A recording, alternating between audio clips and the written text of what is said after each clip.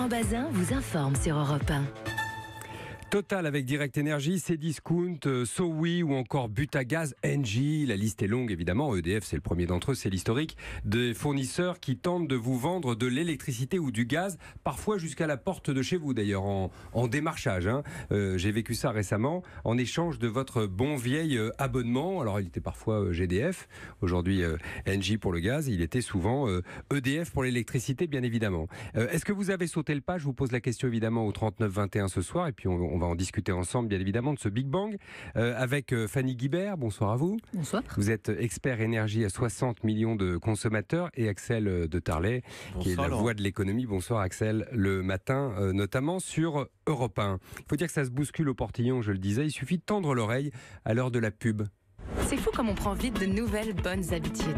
Rejoignez Direct Energy et faites des économies dès aujourd'hui. Vous me disiez que je paierais mon électricité 10% moins cher en passant chez Total. Découvrez les offres SOWI sur SOWI.fr. Ils arrivent les concurrents? Parce que je suis chaud là. Voilà, ils sont chauds, visiblement, très chauds. Axel de Tarlet, on va voir dans une seconde si ça vaut le coup avec vous, Fanny Guibert, bien sûr. Mais d'abord, ça excite les convoitises, on l'a vu hier. Total a racheté Direct Energy pour 1,4 milliard d'euros. Ça vaut le coup ? Ce qui est intéressant, c'est de voir un pétrolier qui ne sait que extraire du pétrole se lancer dans l'électricité.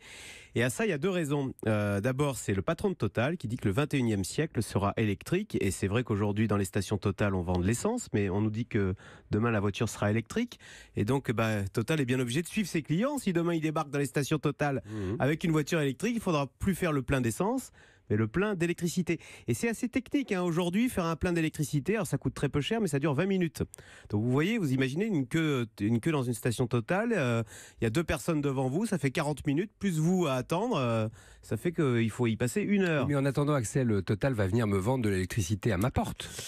Voilà. Ça fait combien avec les clients de Direct Energy? Ils sont à la tête de 4 millions de clients déjà, non? Oui, ils en récupèrent 2,5 millions et là ils vont exactement. Donc là, mais c'est pour expliquer pourquoi ils s'intéressent à cette électricité et pourquoi ils le font savoir aussi. Il y a des gros sous derrière.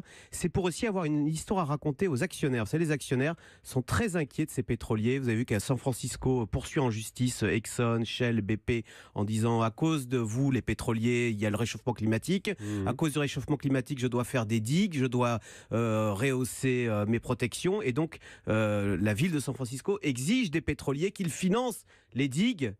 Donc il faut avoir une histoire à raconter aux actionnaires et cette histoire c'est dire oui, je ne suis pas qu'un groupe tourné vers le 20e siècle, vers le pétrole, je suis aussi tourné vers le 21e siècle, vers le propre, vers l'électricité. Ça c'est la toile de fond. Vous voyez, faire plaisir aux actionnaires, avoir une histoire à raconter, et puis suivre ses clients qui, nous dit-on, vont tous s'équiper demain de voitures électriques. Donc c'est un très gros marché, pas que la voiture électrique, bien sûr. C'est un très gros marché. Fanny Guibert, EDF, nous dit-on, perd 100 000 clients par mois. Alors effectivement, les départs d'EDF visiblement s'accélèrent. On est encore, ça reste totalement majoritaire. La majorité des Français, marché, à peu près 80% des Français sont toujours au tarif réglementé avec EDF. Donc il y a encore de la marge, mais effectivement ça s'est accéléré ces derniers mois. Il y a des tas de raisons qu'on avait expliquées dans un comparatif l'année dernière et qui sont toujours valables aujourd'hui pour justifier notamment le fait qu'il y ait des offres plus intéressante, vraiment plus intéressante sur le plan financier. On commence à comprendre qu'on peut y gagner et donc du coup les gens commencent à regarder parce que c'est compliqué, donc les gens commencent à regarder. Alors je vous confirme, c'est compliqué. On ne comprend pas bien toutes les entrées de la facture qu'on nous présente et on va y venir d'ailleurs dans le détail. Vous avez fait donc ce banc d'essai que vous évoquiez avec je crois presque une trentaine d'offres d'électricité quand même aujourd'hui en France, c'est ça? Pas tout à fait. Quand on l'a fait, il y en avait presque une vingtaine et désormais il y en a 24. J'ai vérifié avant de venir. Et aussi les offres gaz. Qu'est-ce que ça donne? Est-ce que c'est vraiment économique ou est-ce que c'est vraiment intéressant de quitter EDF pour un autre opérateur? Alors très clairement, notre titre était faites jouer la concurrence pour baisser la facture. Donc très clairement, il y a une possibilité de gagner des sous chaque année là-dessus. Alors évidemment, si vous êtes un gros consommateur en électricité parce que vous avez un chauffage électrique, vous gagnerez plus que si vous avez juste l'électricité pour les besoins quotidiens. Et vous avez estimé ce gain? Oui, on avait estimé par rapport aux offres de l'époque, on avait en gros 100 € par an pour les gens qui se chauffaient en électrique. Et on avait 100 Donc, euros par an aussi. Si on a 1000 euros par exemple de budget électricité dans l'année, c'est ça? C'était, alors sur les budgets, je me rappelle plus, je suis désolé, mais c'était en tout cas avec les offres et vu la consommation qu'on peut avoir avec un chauffage électrique, ça représentait à peu près 100 euros. Et pour ceux qui sont chauffés au gaz, c'est pareil, on avait une estimation de 95 euros, donc en gros toujours 100 euros possible avec les meilleures offres et avec des gens qui sont avec un. C'était qui les meilleures offres? Il faut tout dire là. À l'époque, on avait notamment beaucoup de petits nouveaux, parce que les petits nouveaux, et ça se voit d'ailleurs aussi avec Total aujourd'hui, cassent le marché parce qu'ils veulent y rentrer. Donc effectivement, ils n'ont pas la carrure d'EDF ou d'Engie, etc. Donc ils arrivent et ils sont très agressifs. Donc effectivement, on avait notamment en gaz un petit nouveau qui était d'INEF, et alors il occupait les 3 places sur 4 d'entrée de marché. Après, il y a des gens qui, comme l'Empiris, étaient dans les tout premiers il y a quelques années. L'Empiris racheté par Total. Et l'Empiris, finalement, avait rétrogradé dans le classement. Il était finalement beaucoup moins intéressant 3-4 ans après. Axel de Tarlet. Oui, vous disiez à l'instant, la meilleure offre, on économisait 100 euros. C'est quand même pas négligeable, ça fait 8 euros par mois. On change d'opérateur télécom pour moins que ça. Et pourtant, on ne le fait pas pour l'électricité. Pourquoi ? Parce que c'est angoissant. Il y a beaucoup de... 80% des gens restent fidèles à EDF parce qu'ils se disent, mais oh là là, mais moi je n'ai pas envie de subir une coupure d'électricité. À la limite, une coupure de portable, je survivrai, mais une coupure d'électricité, voilà. Donc il y a un peu ce fantasme, parce que c'est totalement transparent. Hein. Faut savoir que si vous changez d'opérateur, vous n'avez pas de coupure d'électricité. Vous n'avez personne qui vient chez vous changer votre compteur. C'est invisible si vous changez d'opérateur électrique. C'est totalement invisible. Ça n'est que celui qui me fournit mon électricité, mais le distributeur, vous voulez dire, reste le même. Voilà. C'est Enedis, autrement dit, qui continue à me distribuer. Le réseau électrique, c'est pas EDF qui l'a. EDF ne fait que vendre l'électron. Et d'ailleurs, vous disiez à l'instant, alors l'Empiris était intéressant il y a 3 ans, il l'est moins aujourd'hui. Le problème, c'est que si vous voulez, ils ont du mal à être plus compétitifs que EDF. Pourquoi ? Parce qu'il y a quelque chose de formidablement biaisé dans cette libéralisation. C'est que oui, n'importe qui peut vendre de l'électricité, mais qu'est-ce qui a les clés des centrales ? Eh bien, c'est resté un monopole. Celui qui produit l'électricité en France, c'est à 95% EDF. Non, c'est toujours EDF. Mais ce que je veux dire, c'est qu'il y a eu un petit bémol là-dessus, parce que justement, il y a eu de grosses discussions, mais il y a possibilité désormais pour les fournisseurs alternatifs, donc autres que EDF, l'historique, d'accéder aussi aux tarifs de l'électricité nucléaire. Et ça, effectivement, c'était pas au tout début, en 2007, à l'ouverture des marchés, c'est venu après, et ça a pu permettre à des alternatives de commencer à être compétitifs.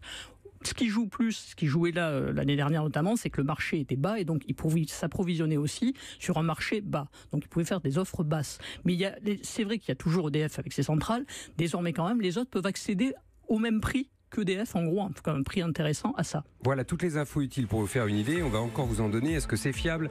Quelles sont les erreurs à ne pas faire, à ne pas commettre quand on signe un nouveau contrat éventuellement ? Est-ce qu'il y a beaucoup d'allers-retours, de retour vers EDF, autrement dit ? Est-ce que le service est au niveau ? Vous avez beaucoup de questions, on va avoir toutes les réponses et on vous entendra bien évidemment. Appelez-nous au 39 21, à tout de suite. Pour intervenir sur Europe 1, appelez le 39 21, 50 centimes la minute. Han Solo débarque chez Leclerc. Leclerc. Chérie, j'ai pris du nettoyant machine SunExpert chez Leclerc. D'accord. Avec 50% de réduction. En plus, c'est un produit partenaire de l'opération Star Wars. Pour gagner des cartes collector Star Wars. Du 17 au 28 avril chez Leclerc, le pack de 3 doses de nettoyant machine SunExpert de 120 grammes avec 50% de réduction immédiate est à 1,65 €, soit 13,75 € le kilo. Voir modalité et magasins participants sur www.e.leclerc. Produit dangereux, respectez les précautions d'emploi. Star Wars est chez Leclerc. Vous êtes abonné à un club de gym, on ne vous y a pas vu depuis 3 mois, vous êtes abonné à des magazines, vous les feuilletez à peine, vous êtes abonné à 153 chaînes, vous en regardez 2. Et si, pour une fois, vous vous abonnez à quelque chose de vraiment utile. Nespresso lance l'abonnement en exclusivité sur Nespresso.com. Choisissez votre forfait café Nespresso et profitez d'une machine à 1 €. Nespresso, what else ? What else, quoi d'autre ? Offre valable en France métropolitaine sous réserve d'un engagement de 12 mois, voire modalité complète sur Nespresso.com. Europe Soir, Laurent Bazin sur Europe 1. Êtes-vous prêt à changer de fournisseur d'électricité ou de gaz ? Et y a-t-il de bonnes raisons pour le faire ? On en parle ce soir avec Fanny Guibert de 60 millions de consommateurs et Axel de Tarlet d'Europe 1 avec Cédric également. Bonsoir à vous Cédric, vous nous appelez d'Auxerre. Alors vous n'y croyez pas du tout à cette affaire-là ?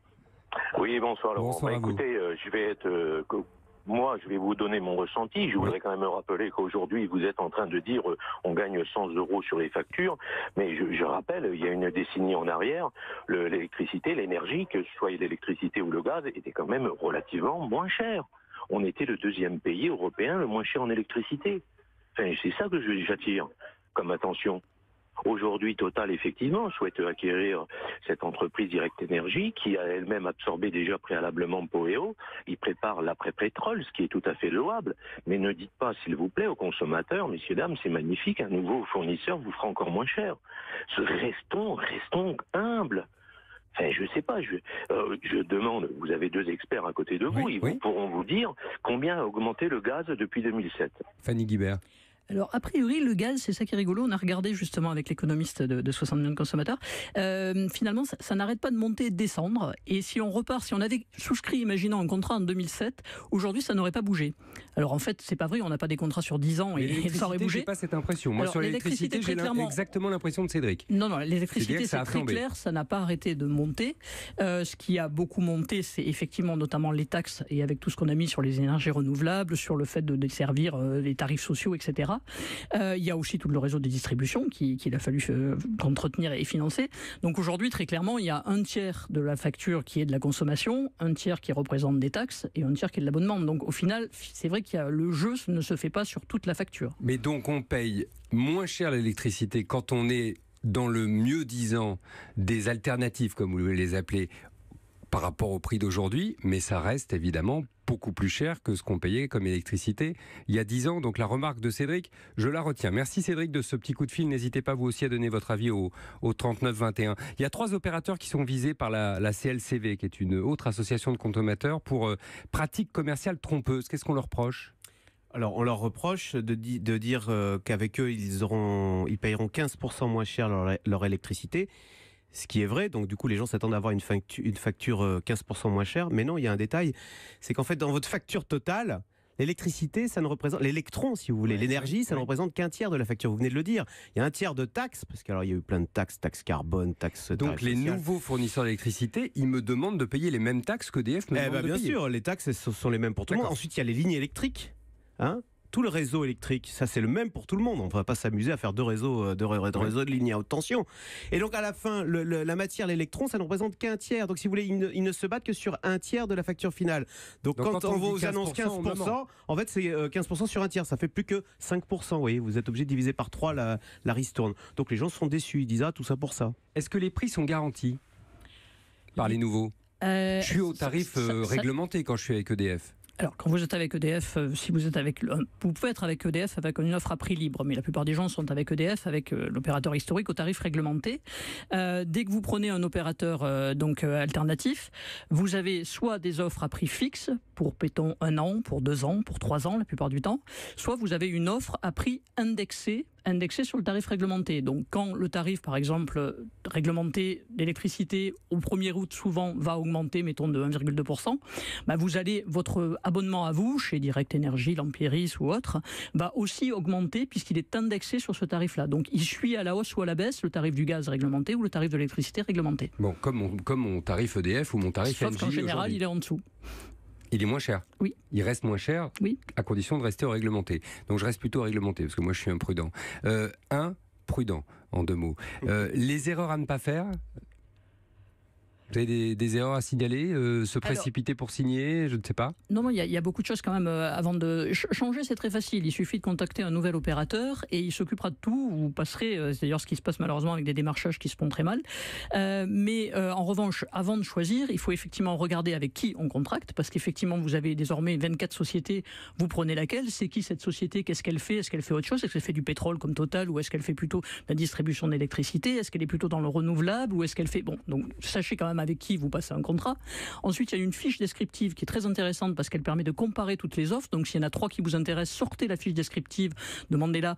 Elle résume, c'est les associations de consommateurs qui ont demandé ça. Vous avez toutes les informations essentielles sur un recto verso. Pas la peine de lire le contrat, c'est souvent compliqué, mais là, vous avez tout ce qu'il faut sur recto verso, notamment sur justement est-ce que le prix va évoluer ou pas, est-ce qu'il est fixe, savoir s'il y a un service consommateur accessible, parce que ça peut la question du service, oui. Exactement, si vous avez une offre en ligne, vous n'aurez parfois personne au bout du fil, vous ne pourrez pas téléphoner. Si vous voulez avoir à l'occasion une explication, prenez une offre, regardez le service après-vente. Donc il y a vraiment ces fiches très importantes, donc il ne faut pas souscrire sans avoir ces éléments clés en tête et sans avoir fait un comparatif au minimum de 3-4 offres. Axel de Tarlet, pour conclure. Vrai que la libéralisation de l'électricité, c'est l'exemple type de la libéralisation ratée. Autant elle a extrêmement bien réussi dans les télécoms. On est tous ravis, on paye moins cher, on a des nouveaux services. Ça fait exploser les tarifs même de l'opérateur historique, en l'occurrence Orange aujourd'hui, qui a dû s'ajuster. Hein. Voilà, c'est-à-dire que Free, c'était Montebourg qui avait ce mot. Hein. Free a fait plus pour le pouvoir d'achat que Sarkozy en 5 ans. C'était du coup du temps où il était dans l'opposition. Enfin, alors dans les télécoms, ça a raté parce que d'abord on a fait peur aux gens. D'abord il y a les histoires de démarchage abusif. Il y a les histoires au début, on a expliqué attention, si vous quittez le tarif EDF, vous ne pourrez jamais revenir au tarif EDF. Donc les gens se sont dit oh là là, c'est un saut dans l'inconnu sans retour possible. En plus, comme le disait Cédric, ça c'est faux, hein, on peut. Maintenant on peut. Depuis 2009, mais au tout début, c'est vrai, on ne pouvait pas. Et donc c'est resté ancré. On peut depuis 2009, ça a quand même beaucoup bougé. En plus, c'est vrai, comme le disait Cédric, les prix ont augmenté. Je rappelle quand même, pour défendre un petit peu EDF, c'est qu'en Allemagne, les prix d'électricité au kilowattheure sont 2 fois plus élevés. Donc peut-être qu'ils ont augmenté chez nous, mais enfin, on n'est pas les plus à plaindre en Europe en matière de prix d'électricité. Mais on veut quand même toujours payer moins cher, c'est le principe du jeu. Merci Axel de Tarlet. On vous retrouve évidemment demain matin à 7h50 dans la matinale de Patrick Cohen. Merci beaucoup Fanny Guibert, de 60 millions de consommateurs.